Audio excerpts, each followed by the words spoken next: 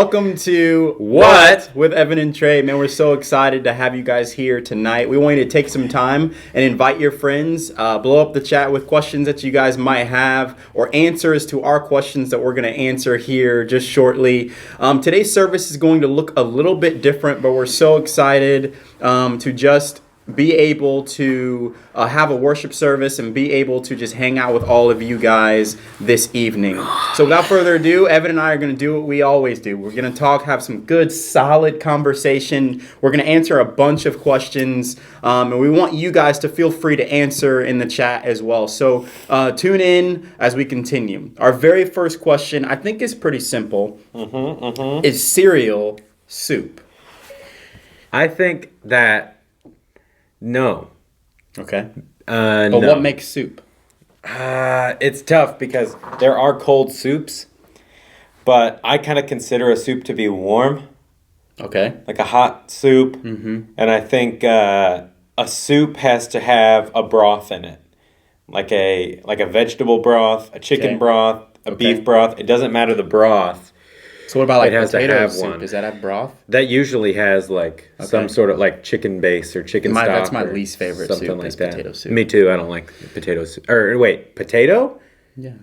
I like potato soup. I thought you said tomato. Oh, I don't really like soup in general. So I'm a big soup guy. it's fine. Yeah. I love soup. Yeah. I didn't know that more than about sandwiches though? Soup and sandwich? Forget about it. You're so right. So I would agree with Evan. I don't think cereal is a soup. I think milk just can. Everybody knows cereal's it's not just soup. not soup. So Everybody if you think knows it that. is, if comment anything, it's why. a dessert. If you want to call it something other than cereal, it's a dessert, right? Or a snack. Yeah. I actually think cereal almost makes a better snack than it does like breakfast. Right, because cereal, it takes a lot of eating. You have to eat a lot of cereal to actually get full. If I ever feel full after eating cereal, I know that it's going to be a bad day. How much milk did you consume? If I start the day with cereal, I am gone. It's over for me. The other day I did this. This is like totally a quarantine. Like you shouldn't have done this.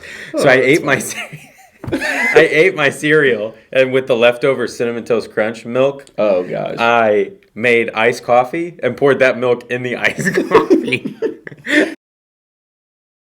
Put my cereal milk and my iced coffee, and it was not as good as you think it'd be. That's maybe really I sad. shouldn't tell people about that. I should probably have some shame about that. Yeah, you definitely should have some shame. What part of a kid's movie completely scarred you? Ooh, okay. So I think that the scene that basically the opening of Finding Nemo. Same. It's because we're close to the same age. Yes. And whenever that movie came out, when did that movie come out? Oh, every bit of like it was 2003, 2004 probably. So whenever that movie came out, I was 10. And I remember watching it, and that was like the first time like the mom dies and sorry to spoil Finding alert. Spoiler alert, sorry for spoiling Finding Nemo, but you should have watched it by now. It's Amen. A million years old. Yeah. I just dated us. A million years. Anyway, it's an old movie. Spoiler alert, the mom dies at the very top of the film. Terrifying. And I'm like, you mean it was like I had to realize like, wait, the mom's not coming back in the movie.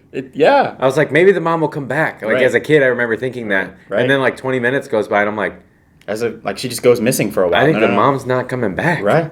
Yeah. And it was like it was like the first time in a Disney movie, I think, that I had to deal with that kind of like loss. Yeah. Because I didn't watch Bambi as a kid. Okay. I had seen like Sleeping Beauty, Aladdin. Yeah.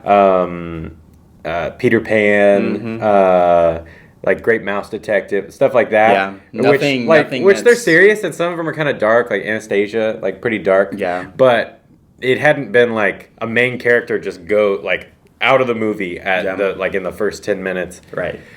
Yeah, that was it for me. Finding Nemo. Finding Nemo is tough. I told you the story about Finding Nemo with me and my family? No, did you cry? We went and saw the movie in theaters. I remember vividly seeing it in the theater with my sister and mom. We went and saw the movie in theaters. Town. and I had to leave. Like, I was so, like, distraught that the mom died in, like, the first scene. I, like, couldn't control myself. I was so emotional, and, like, I was crying. Well, it's because you were 8. Yeah, I was 8 years old. I was 10. Yeah, you were a little bit stronger. I was more mature. And so we had to, like, leave the theater, and, like, we eventually came back, and I just couldn't do it. I was still just so over, like, so I didn't watch that movie. Even after Dory came out? I didn't watch that movie until Dory I was is probably the 9 or saving 10. grace Yeah. because you're like so sad from the mom, and then Dory comes in, and you're like, yeah. I just remember I don't remember watching that movie again for a while. So it's probably like 1 to 2 years before I watched it again. Finding Nemo was a definite line in the sand, I feel like, for like Disney. animated movies or for Disney, And, like, where they were like, mm-hmm. it strikes me as like not very much a Disney movie. Right, it's different. It was definitely a different movie. Or that or My Dog Skip. That one, when the dog dies in that movie, that also, was though, painful. man, yesterday I was watching National Treasure. Man, that movie's good. Did it? Dang. Next question: toilet paper over or under the No roll? question. Over. Over. If Move on to the next. if you do under, you're weird. You can't find it. It's like, where is it? It's under here. I gotta search for it for like a second. Oh, Yeah. found it. Where over, you're like, Boom. Pull. it's instant. Easy. Biggest screw up in the kitchen. I can go first here. Go ahead. So I don't remember. It was still when we were living in Joplin. Bailey and I had just gotten married. I did not grow up cooking, and for a long time I just didn't do it. More recently, I've learned how to cook a few things like chicken, and like I always knew how to grill. And that's things. it. But chicken, that's it. But I, at this point in time, was trying to do something nice for Bailey, and so I was going to. That's always whenever something goes wrong. Anytime you're trying to do something nice, something bad it's happens. always when something. So goes wrong. I am a direction follower to a T. Like if you give me directions, I will follow them. Sometimes though, I don't read the fine print. And so I am making these tacos. They should be extremely simple because we're just using the classic Walmart packet taco, like seasoning packet. Right. And so I go and I cook the taco meat. And so then the next line, it says, after you cook your taco meat, you are supposed to put in water and the seasoning. So, but what I didn't understand is that you're supposed to put the water and the seasoning in the same pan as the meat. Oh. And so what I did is I grabbed another pan and I boiled water and seasoning together. What? That's not even what the direction said. Exactly. And so in the end, basically, I have this boiled, seasoned, like, water. And I'm like, okay, so how do I put this together?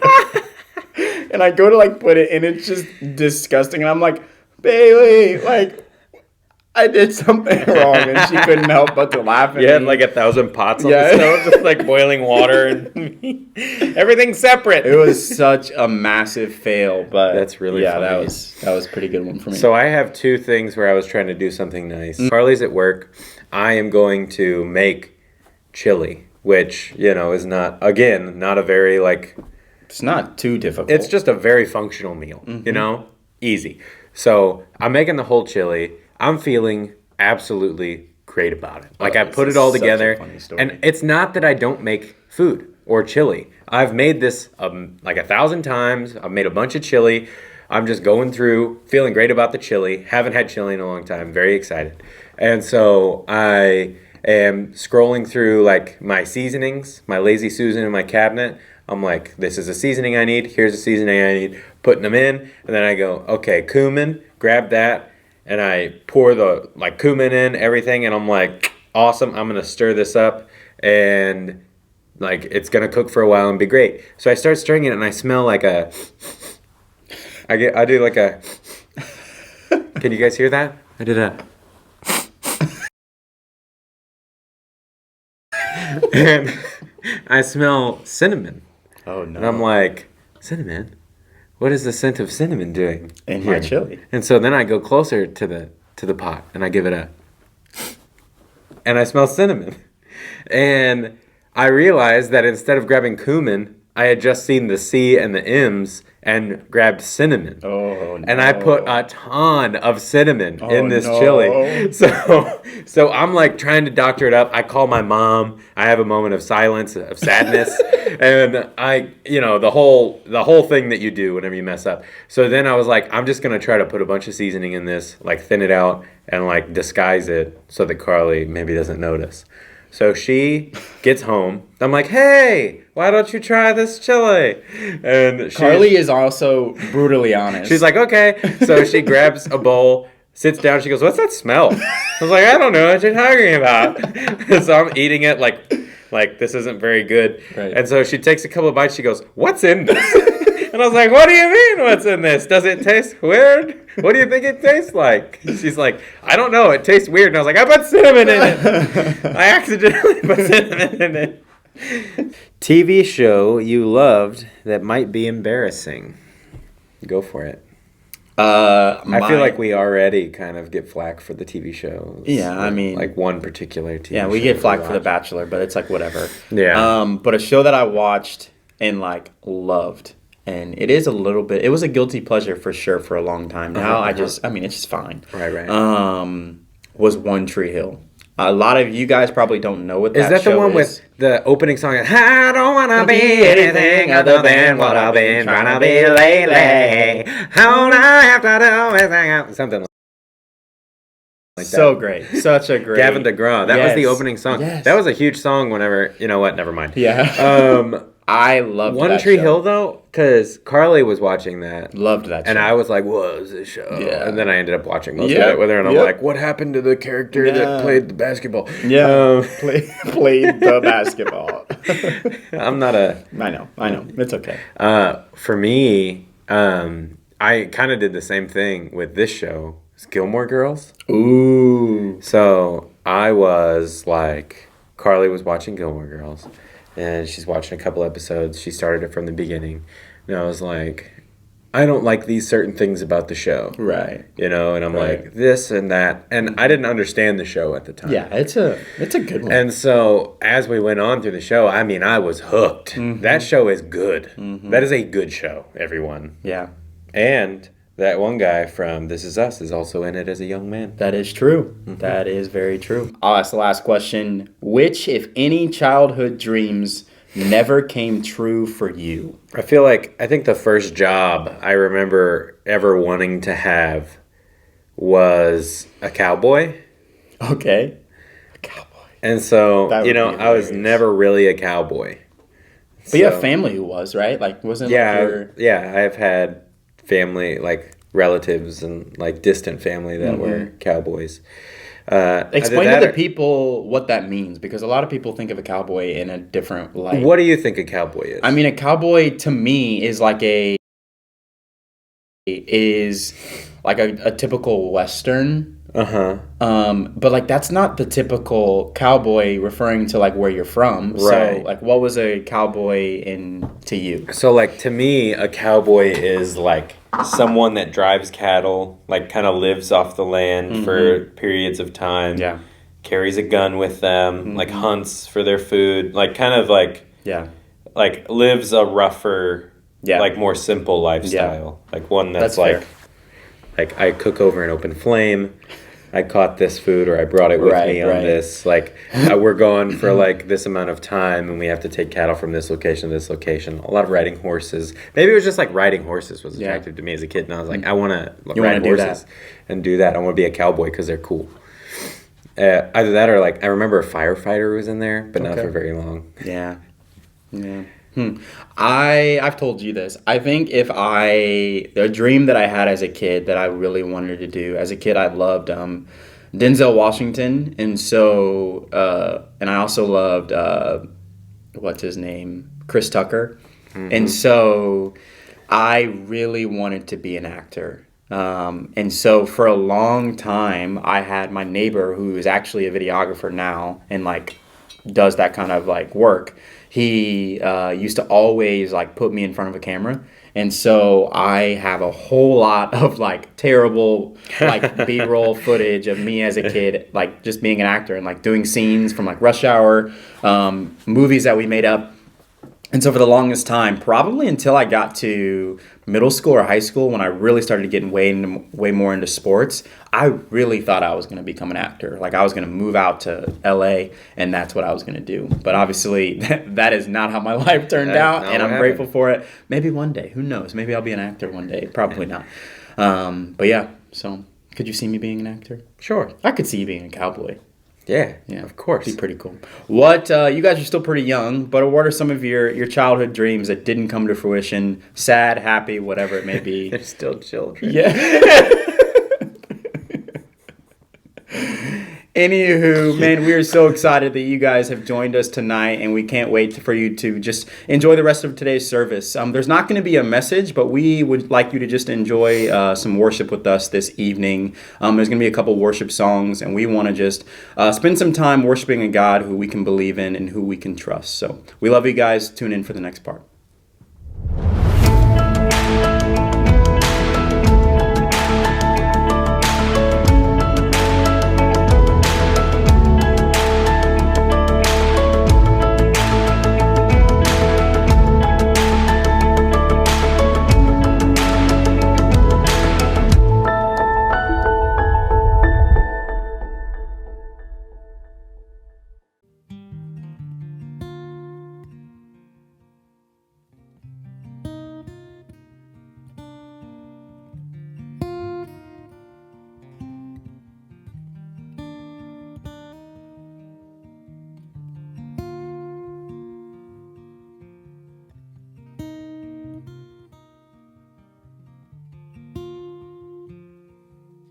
He's awakening the hope in me by calling for my destiny. He's breathing life into my soul. I will thirst for him and him alone. He has come like the rain, the showers on the barren plain. So my heart and tongue confess Jesus Christ, the hope of men, where my hope is in you. I am steadfast, I will not be moved. I am anchored, never shaken. All my hope is in you. With my hope is in you, God. I am steadfast, I will not be moved. I am anchored, never shaken. All my hope is in you. He's bringing hope to the hopeless, giving his heart to the broken, sharing his home with the orphan. He is the joy, he is my joy, he is the hope of the nations. The Father's heart we're embracing, he is the song we're declaring. He is the joy, he is my joy, he is the hope of the nations. Giving his heart to the broken, sharing his home with the orphan. He is the joy, he is my joy, he is the hope of the nation. The Father's heart we're embracing, he is the song we're declaring. He is the joy, he is my joy, and hope arise.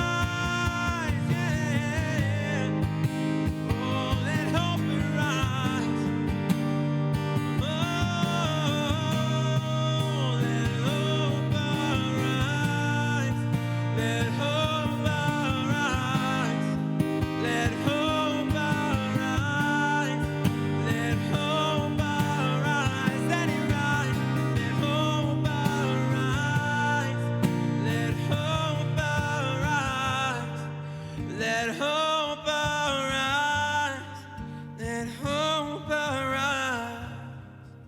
Oh.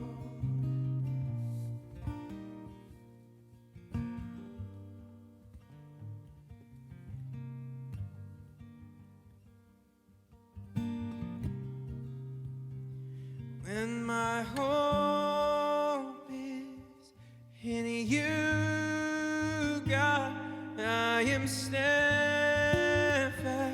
I will not be moved. I am anchored, never shaken. All my hope is in you.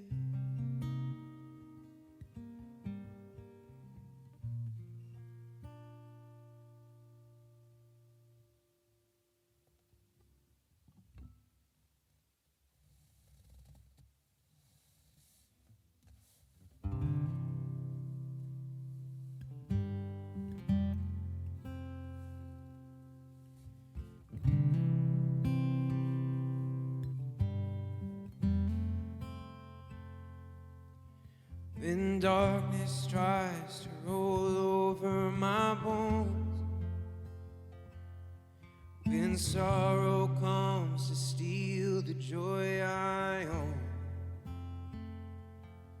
when brokenness and pain is all I know, I won't be shaken, I won't be shaken. My fear doesn't stand a chance when I stand in your love. My fear doesn't stand a chance when I stand in your love. My fear doesn't stand a chance when I stand in your love.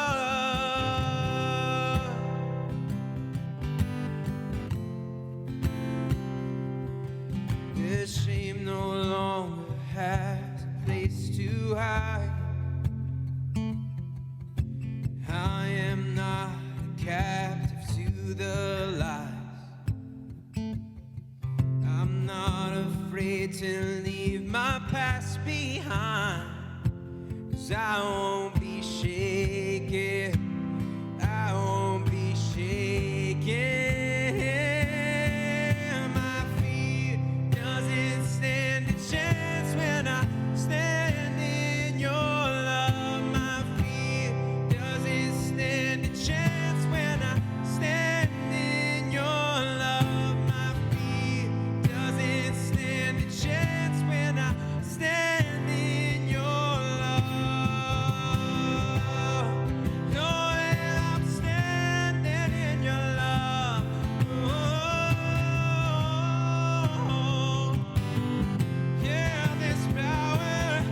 There's power that can break off every chain.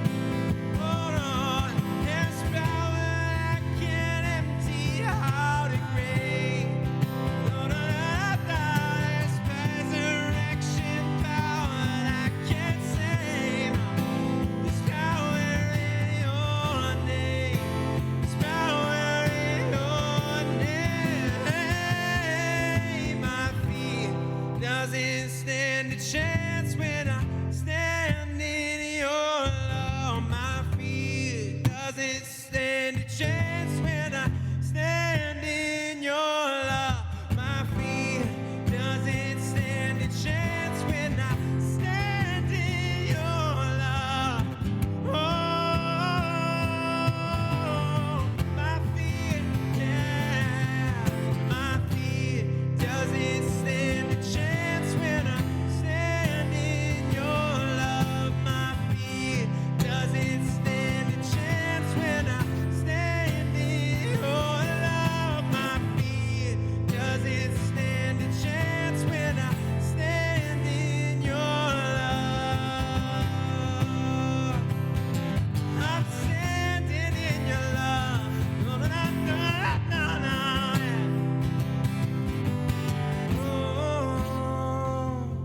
'Cause there's power that can break off every chain.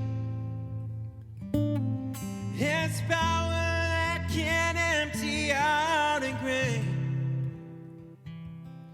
His resurrection power that can't save. Oh, His power in your name. His power in your name. His power in your name. His power in your name. His power in your name. His power in your name.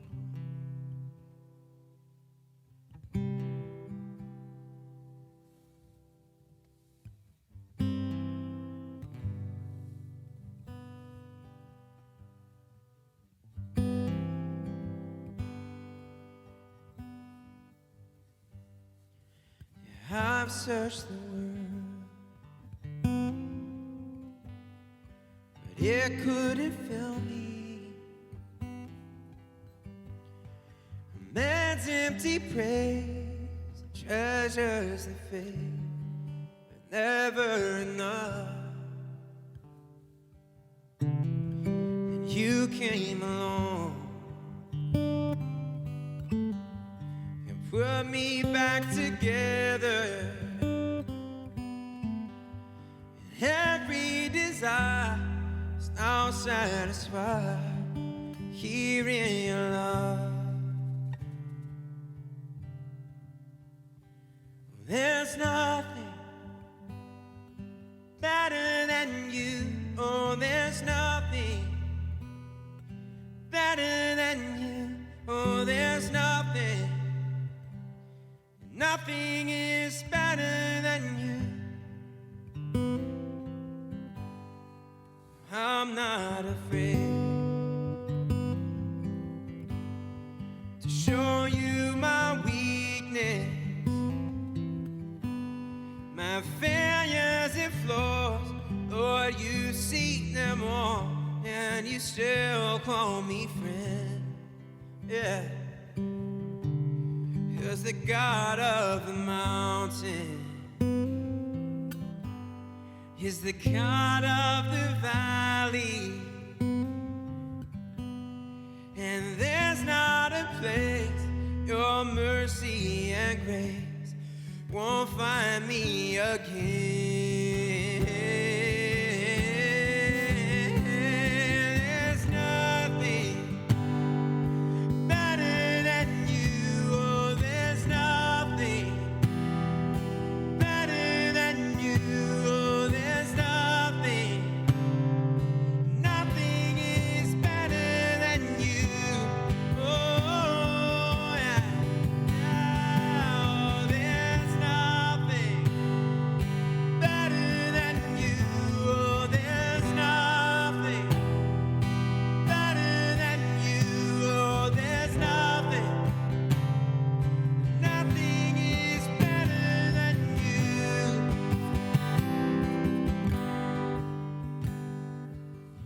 You turn mourning to dancing. You give beauty for ashes. You turn shame into glory. You're the only one who can. You turn graves into gardens. You turn bones into armies. You turn seas into highways. You're the only one who can. You turn mourning to dancing. You give beauty for ashes. You turn shame into glory. You're the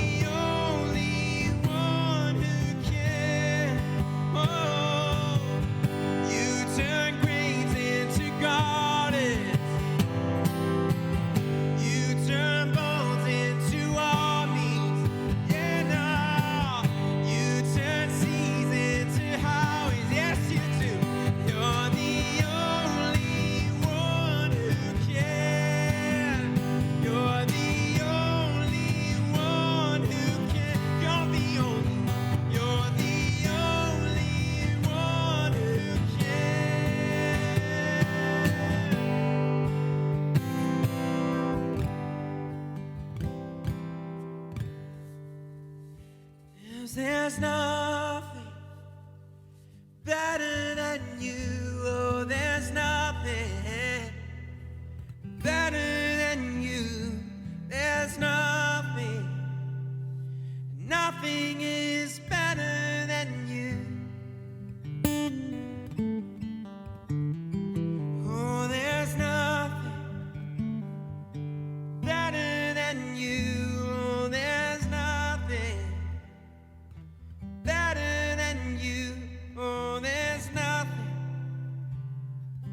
nothing is better than you.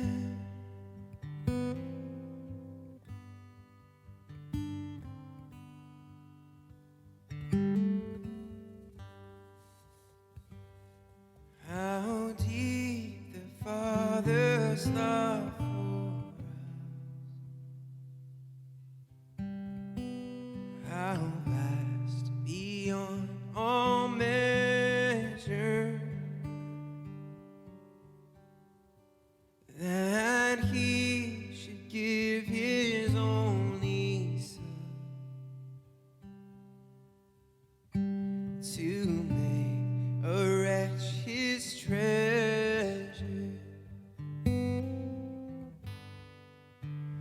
How great the pain of seeing lost, the Father turns His face away, as wounds which mar the chosen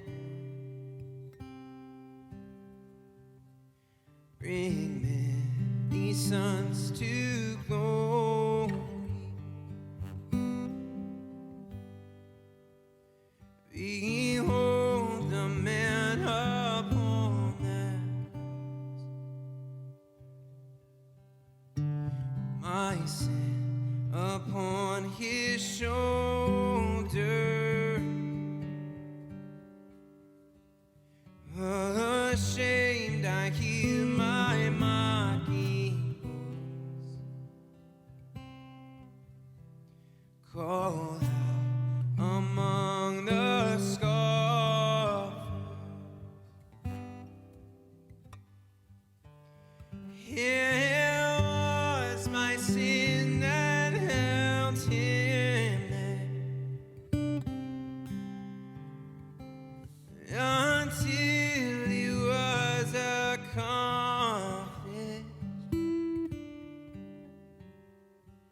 His dying breath has brought me life. I know that it is finished.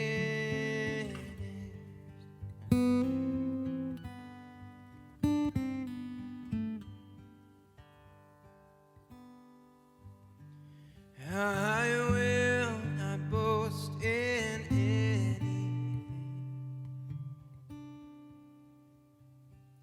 no gifts, no power, no wisdom,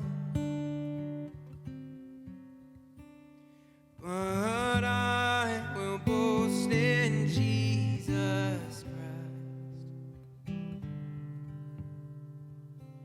His death and resurrection.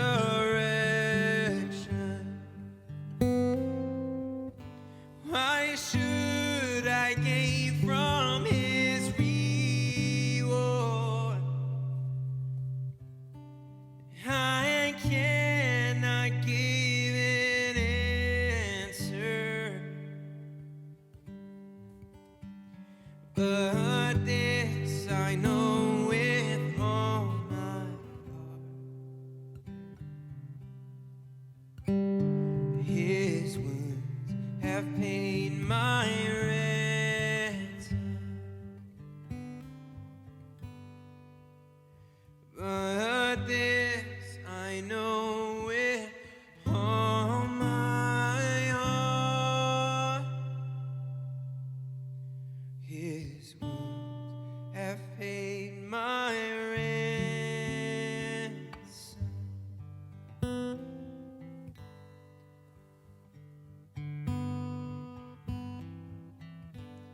this moment, go ahead and just take a couple of minutes of silence and prayer, thinking about the meaning of these songs, and just take a couple of moments to yourself in silence.